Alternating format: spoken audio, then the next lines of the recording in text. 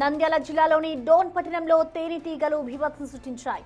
స్థానిక జడ్పీ బాలికల ఉన్నత పాఠశాలలో తేనెటీగలను తొలగించే ప్రయత్నంలో 6 ఫైర్ సిబ్బంది తీవ్రంగా గాయపడ్డారు.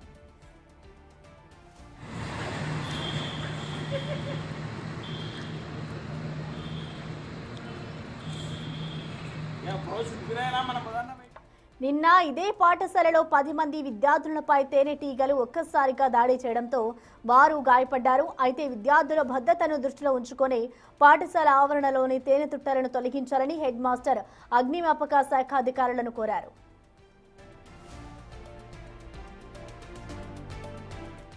హెచ్ఎం విన్నపం మేరకు ఫైర్ సిబ్బంది పాఠశాలకు చేరుకుని తేనె తుట్టలను తొలగించే ప్రక్రియ ప్రారంభించారు. ఈ క్రమంలో ఒక్కసారిగా చెలరేగిన తేనెటీగలు సిబ్బందిపై దాడి చేశాయి.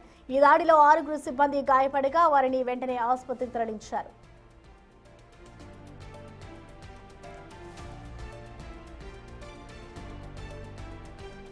దీనిపై మరింత సమాచారాన్ని మా ప్రతినిధి శ్రీరామ్ అందిస్తారు.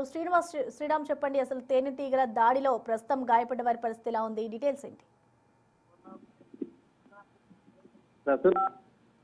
ఉన్నత పాఠశాలలో విద్యార్థులపై నిన్న దాడి చేసినటువంటి తేనెటీగలు ఏవైతే ఉన్నాయో ఆ తేనెటీగల సంబంధిత చెట్టులను ఫైరు సంబంధిత సిబ్బంది తొలగించాలని ఆ పాఠశాల హెచ్ఎం వారిని కోరడంతో ఈరోజు డోను ఫైర్ సిబ్బంది పాఠశాల ఆవరణంలోకి చేరుకున్నారు. ఆ బాలికల ఉన్నత పాఠశాలలో ఎక్కువగా చెట్లుంటాయి. ఆ చెట్లకు పెద్ద తేనీగలు ఏవైతే ఉన్నాయో ఆ తేనీగలు సిబ్బంది పనులు ప్రారంభించే లోపే ఒక్కసారిగా దాడి చేసిన పరిస్థితి.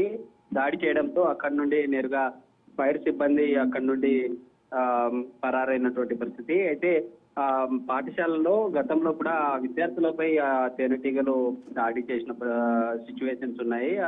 దాన్ని దృష్టిలో పెట్టుకొని పాఠశాల హెచ్ఎం ఫైర్ సంబంధిత సిబ్బందిని కోరడంతో వారంతా ప్లాన్డ్ గా ఫైర్ వెహికల్ తో అక్కడికి వెళ్లి దాన్ని తొలగించే ప్రక్రియ ప్రారంభించే ముందే ఒకసారిగా దాడి చేయడంతో అక్కడి నుండి వెనక్కి తిరిగినటువంటి పరిస్థితి. అయితే ఫైర్ సంబంధిత సిబ్బంది ఉండే 6 మెంబర్స్ ఎవరైతే ఉన్నారో వారిని తేనెటీగలు దాడి చేయడంతో అక్కడి నుండి వెంటనే హుటాహుటిన మిగతా ఫైర్ సిబ్బంది వారిని హాస్పిటల్ కు తరలించడం జరిగింది. మిగతా వారు సేఫ్ గా ఉండడంతో ఎవరికి పెద్ద ప్రమాదం జరిగినటువంటి పరిస్థితి. అయితే ఇప్పటికైనా రానున్న రోజుల్లో పాఠశాలకు విద్యార్థులు వెళ్లే సమయంలో ఖచ్చితంగా దాడి చేసే ఛాన్స్ ఉంటుంది.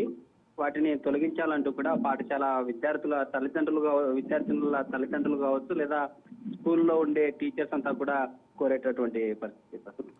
Okay, thank you Sriram.